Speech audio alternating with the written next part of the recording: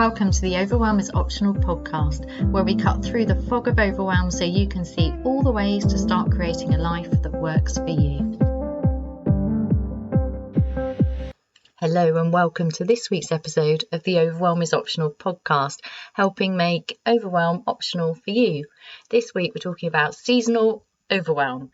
So by that I mean here in the UK, here in this small corner of southwest England, I feel like we're hurtling through space and time with the days getting shorter and shorter and shorter before we hit the shortest day. And I always notice this at this time of year where there's just not very much daylight. It just seems to go very, very quickly.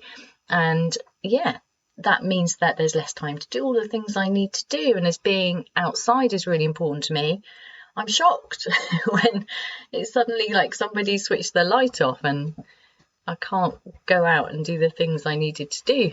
And also that my energy is very, very different.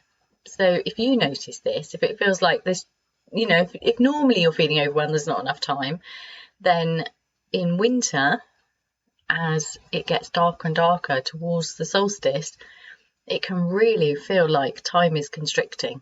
And noticing that can be really helpful. Now, I'm really aware that not all of my listeners are in England or even the UK.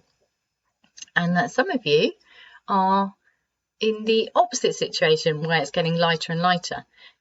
But that doesn't mean that this isn't relevant to you, because noticing how the seasons affect your ability to live without overwhelm and have more energy and more ease, that's really important. So yes, I know this is a bit back to front for you at the moment, but I still believe there's something here for you.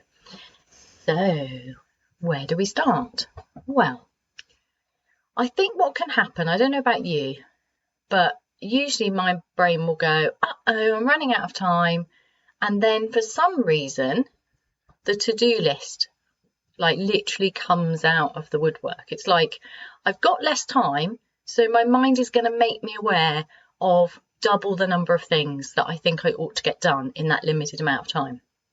Now, you could say, Heidi, you haven't actually got a limited amount of time. Just because it's dark doesn't mean you've got less time. You could say that, but I don't know about you, but in the winter, I need more rest, I need more sleep, and I work in a different way. I kind of exist in a different way.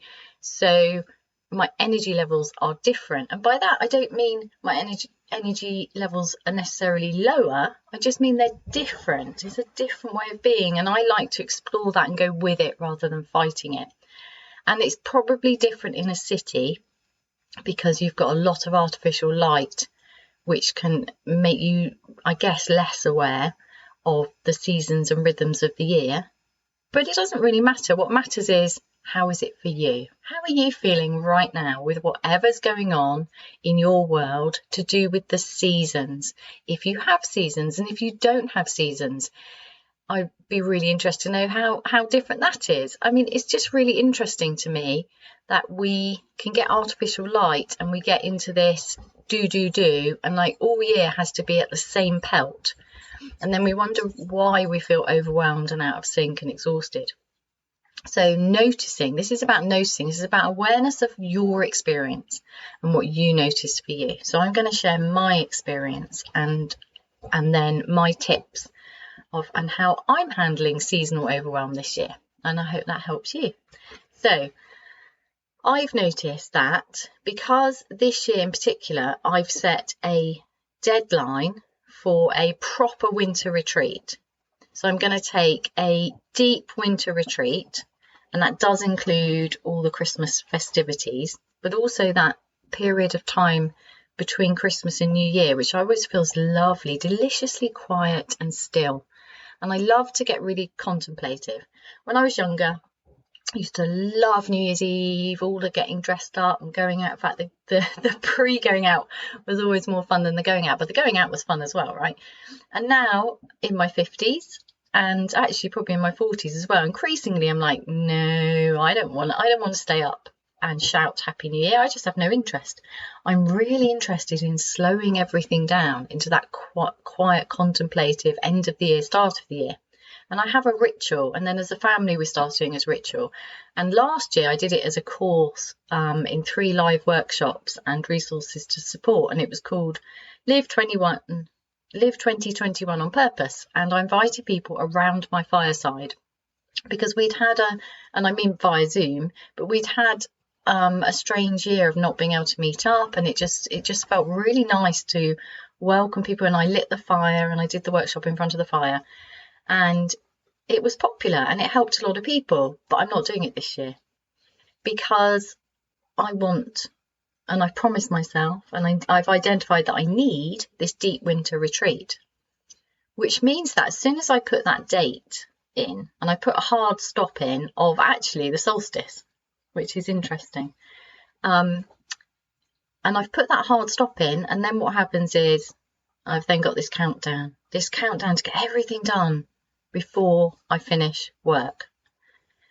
Now, whether you're employed or self-employed, as soon as you have that hard countdown, what happens to you?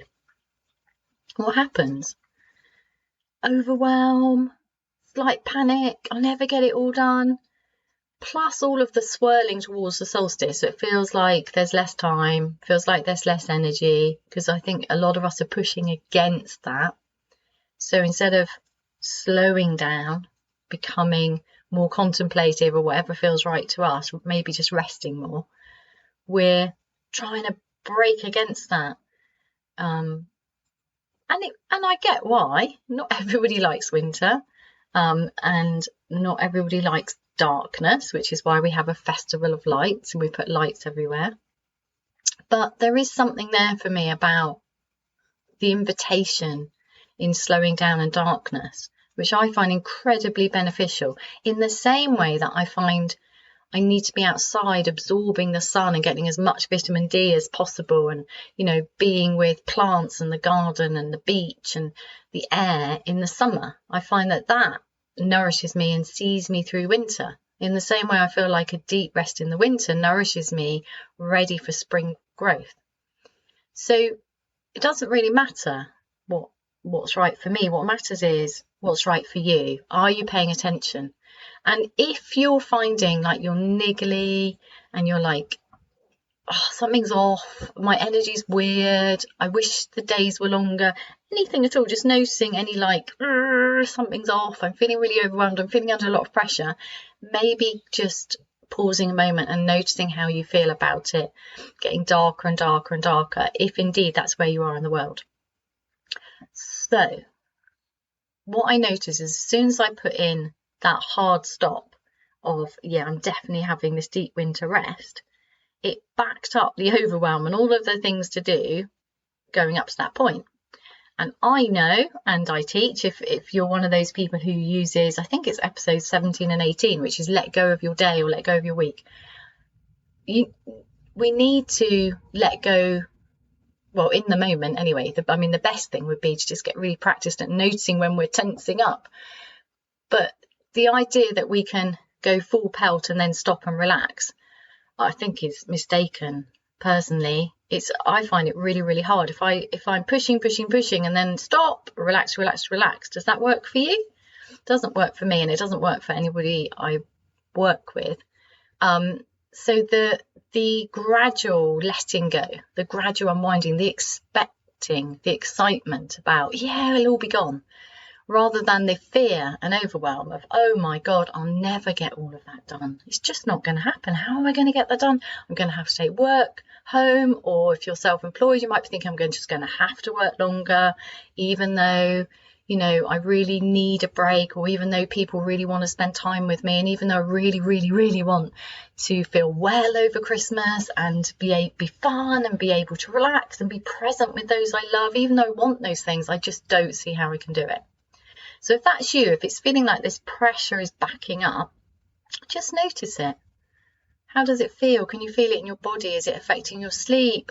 What's your mind up to? Maybe observing your mind. What is your mind bombarding you with? Are you being like bombarded by it's like being pelted, isn't it? By thoughts, unhelpful thoughts of, disaster's coming. So just noticing that is a really, really good place to start. In fact, it's the only place to start, because we can only start with where we are. And we often think we should be other than we are.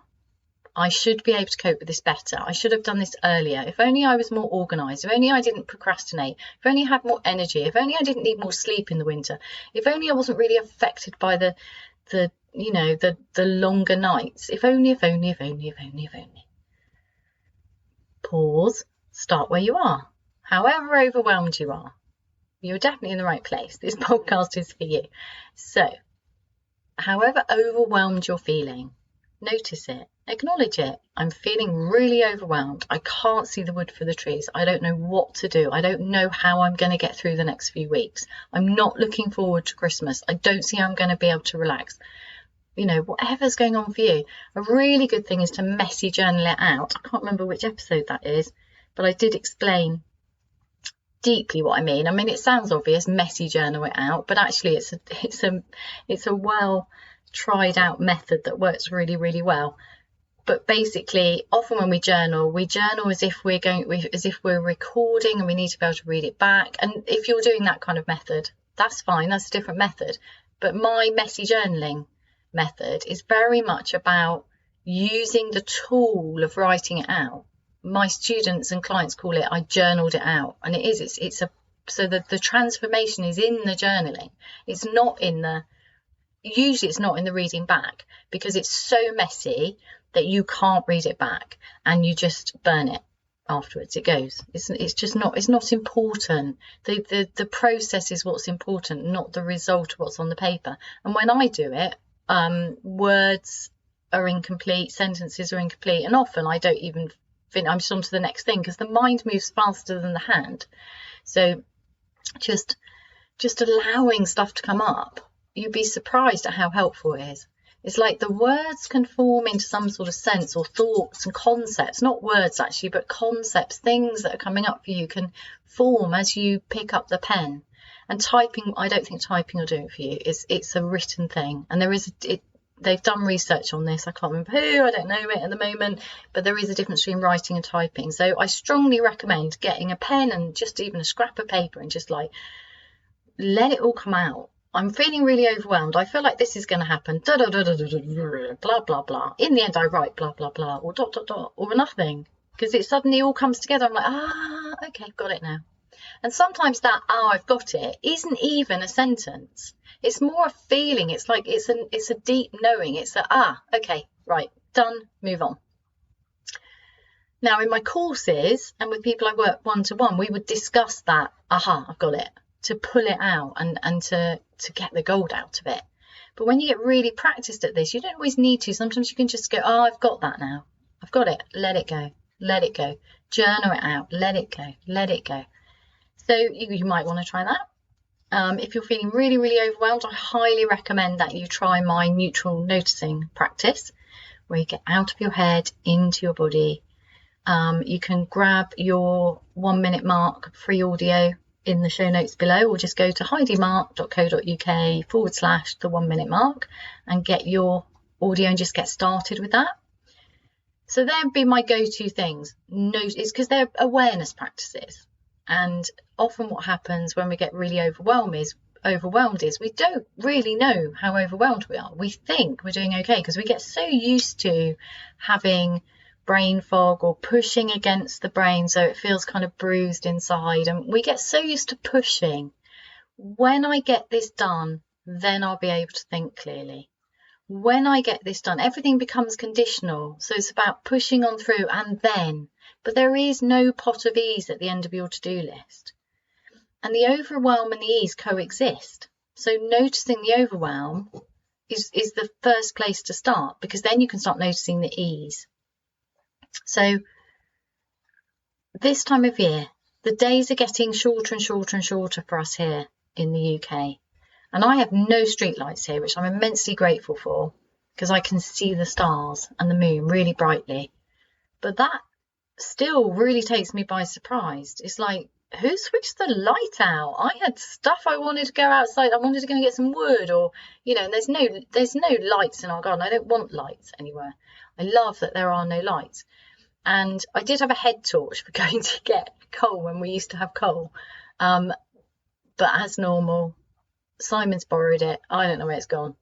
And there is another one in my car, actually. Maybe I'll go and get it. But anyway, to me, I like that. Okay, it's dark, batten down the hatches, light the fires, put the lamps on. I love that slowing down, that coziness of the winter. But I didn't although I used to like it, I used to fight against it a lot because I still had things to do, or I'd still be at work, and it was horrible being at work when it felt like the day had ended and I should be at home.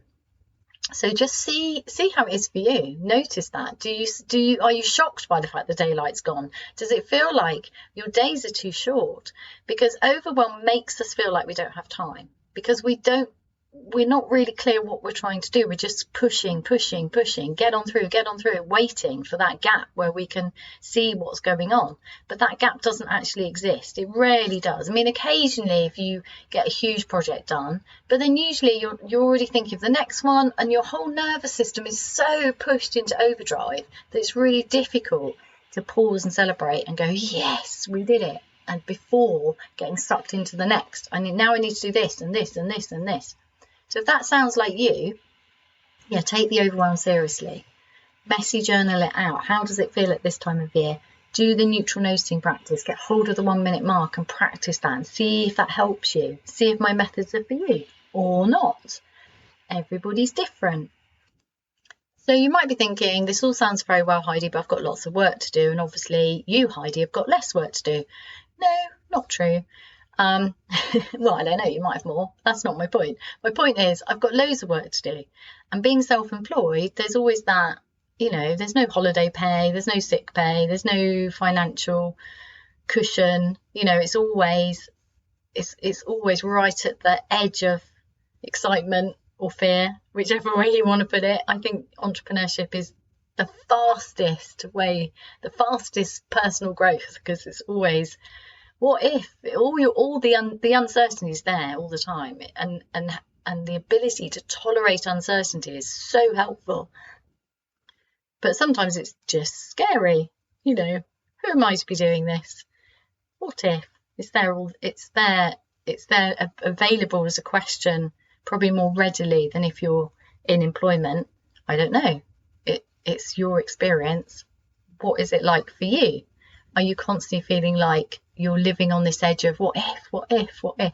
And that is the nervous system, isn't it? That's just our natural evolutionary running from bear's safety net. But it's not very helpful when actually there are no bears in England to eat you. You're okay. It's safe. It's time to allow our nervous systems to just reset, recalibrate for, 2022 is coming. It's going to be exciting. Anyway, so back to the whole work thing. So there's this ton of stuff to do before my deadline of the solstice. And then I'm closing down for 2 glorious weeks. I'm really excited. So for me, there's several things going on there. One is, I also don't want to be pushing everything to the new year, because that's just really unpleasant. So to me, having a winter retreat includes setting up the 4th of January? The first day back needs to be like a clean day. By that I mean not heading into murky, mucky leftover jobs and overwhelm. That doesn't mean there won't be any leftover jobs. Of course there will. There's always leftover jobs. Can't finish everything. Because as soon as you finish something, it's like, and now this, and then I need to check that, and that didn't. There's always going to be stuff. There isn't an end to a to-do list. There's pretty much always the same number of things on my to-do list. It just swaps out. That's okay. So it's all safely tucked away. It's all in a really good system, which I need to also do an episode about, remind me. Anyway, so there will be leftover things, but what I don't want is just a list of leftover things. What I want is to start the new year feeling really refreshed and excited. So what I've done is set up a Google Doc where I've put, this is what you're working on. This is what your focus is. This is the strategy when you come back in January. And I'm so excited about that. It just feels so nice, because I don't like that walking into concrete feel after you do actually manage to take a break and then you go back to work and it's like, I just walked into concrete, literally. It's a horrible feeling. Can you relate to that? That's not what I want. I'm not interested in that. So I'm really excited that I've already set that up. So I know that on the 4th of January, I can have a gentle, clean start where I'm really focused on strategy. What's the big picture? And then the little things that need to be done. It's all there. It's not in detail. It's just notes on a Google Doc. Done. Job done. So I can let go of that. I know that's okay. So what about this time between now and when I finish on the evening of the 20th of December? So what I did yesterday, and I also noticed this was interesting. So I spent the majority of my morning yesterday, which is my prime time, thinking time, doing a brain dump of everything I wanted to do, i.e. what I want to get done this year and where the business is going next year. And I also did it for my personal life, but it was pretty messy. And that's good. Messy, easy, no fuss. And then I came up with an overall strategy, and then I worked out what I would like to get done between now and the 20th. And then I made a plan. So I now feel like I know what I'm doing. I've tried this before where I put in exactly what I'm doing on each day, but that doesn't work for me. I need more kind of flexibility than that. But I know what I want to get done. And the majority of it I will be working on today. And that feels really good, because then it feels like the big thing, the important things to me are done now. And then I know that there'll be lots of funny little admin bits that are bugging me. So I've put them for Friday, because they're not difficult, as in, they're small. Some of them are slightly techie, complex, but I can do them on a Friday. That's okay. Which means that while I'm still near the beginning of the week, which I find is when I have more creative energy, I'm going to do my podcast creation, all of the stuff where I'm actually talking to you. So that's my priority. So now I've got my 2 weeks not mapped out, because I don't like everything mapped out. I then rebel against it. But I've got my priorities clear. But I've also pushed a lot of it to January. So a lot of learning. So I've got some courses that I haven't quite started yet, which I really need to start. But my brain's not in that zone before Christmas, because also if I do the learning before Christmas, then when I come back after Christmas, it won't be fresh, because the whole point of my 2-week winter retreat is that I let go. And I'm going to switch my mind to a really different mode. A mode, the kind of novel reading mode. I can eat information for breakfast. Reading a novel is an unusual or a less usual thing. I've practiced it deliberately because I've noticed it's a different mode. It's out of problem solving. It's kind of softer. It's just different, and it's a bit escapist, and it's nice. So it's comforting. So I'm reading comforting. I've started already, actually, because that's part of my wind down. So on Saturday I read, or between Saturday and Sunday, I read a whole novel, and it was delicious. And I love doing that. It's like getting into a warm bath. And I actually made it my priority. I'm reading a novel this weekend, and I love that. I always find that nourishing. I always find that good for me. And I've noticed that when I stop doing that, when I get into learning business mode, although that's also utterly delicious to me, it's really good for me to, at times, not all the time, because that doesn't work, because it's switching modes, and I don't want to switch modes all the time. But every now and again, like a very hot summer's afternoon or a very cold winter's evening, they're kind of novel things to me, reading fiction. So what for you would be your equivalent of that? What do you need to nourish you, to allow the mind to move from push, problem solving, on, to winding down and having a proper break?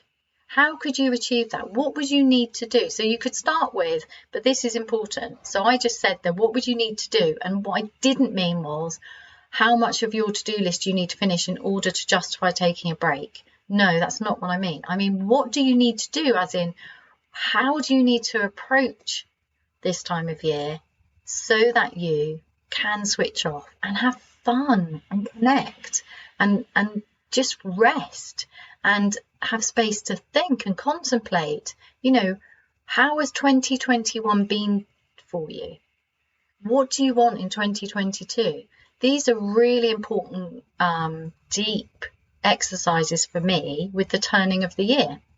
Have you ever done that before? Do you find it helpful? I find it really, really helpful. And I've done it for well over a decade.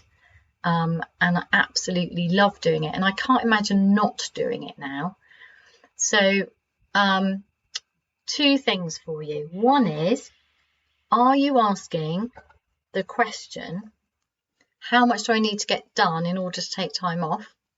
Or could you switch it around and say, how much time do I have and what's most important? How much time do you have? How much time do you have that will allow you to unwind gradually? How much time do you have? Because work will always expand to fit the time allocated to it. So if you caught the Leonie Dawson episode, she talks about this a lot, and I've had such good feedback about that episode. Do check it out. Work expands to fit the time allocated to it. How much time do you have that you want to allocate to work, and what's most important? Because you can't finish it all. There will always be more to do. Always, always, always. And if there wasn't more to do, then you wouldn't be living the life you're living. And if you don't want to do all of those things, well, that's a whole bigger question, isn't it? Maybe you need to make some changes. I don't know. So swapping that question out is really helpful. And then secondly, the other thing I would like to offer you is, last year I did the purpose course live from in front of my fire, and that was a paid for course. This year I'm going to record it as 3 podcast episodes and make a workbook for you to do that for yourself at home. And that's my gift to you. And it's a gift to say thank you. It's a gift to enrich your life. Now, there's a lot of people doing end of year rituals. I've already been sent one by somebody that I follow, which I'm very grateful for. But I will be using mine because I love mine, and it's been tried and tested over the years and changed, and I'm going to offer that to you. So look out for it. It doesn't even have a name yet because that's one of my priorities that I'm working on today. So just subscribe to the podcast, share the podcast, leave a review, send me feedback, heidi@heidimark.co.uk. I love, love, love hearing from you. I really mean that. It's so lovely to hear how this podcast is touching your heart. I send this from my heart to yours. And yeah, so the 2 things, well, there were 3 things, weren't there? 1, notice how seasonal overwhelm affects you. 2, instead of asking, how am I going to get all of this done? And I'm not going to be able, and then with the kind of implication, you're not going to be able to take a break. Switching that to, how much time do I have? And what can I get done in that time? And thirdly, my offer of my end of year ritual, which will be recorded as a set of podcasts with a workbook that you can download to support you in thinking about, how has 2021 gone for you and what do you want from 2022?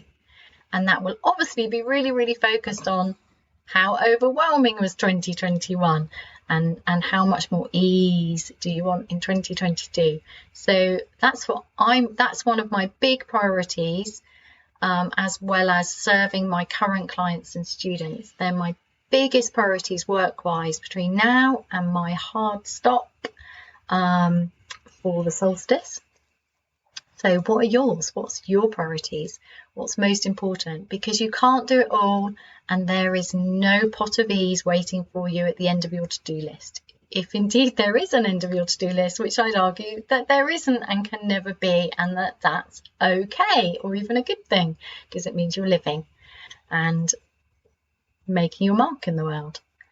But how you are in the world matters, and pushing through life overwhelmed is not much fun for you or for anybody around you. So I hope that this episode resonates with you and lifts you at this time of year when it feels like we're on a planet hurtling through space, with the days getting shorter and shorter up until the solstice. Thank you for listening. Thank you for listening to this week's episode of the Overwhelm is Optional podcast. If it sounds like your kind of thing, then I invite you to go on over to heidimark.co.uk/the 1 minute mark and get hold of my free audio so that you can get started on your journey out of overwhelm to creating a life that works for you, instead of just working really damn hard trying to find a way to squish yourself in a life that isn't really working for you. So that's Heidimark with an E on the end, .co.uk/the 1 minute mark. Thank you for listening, and anytime you feel like subscribing, sharing, liking, commenting, it's so helpful. It finds other people find this podcast. Thank you so much for being here.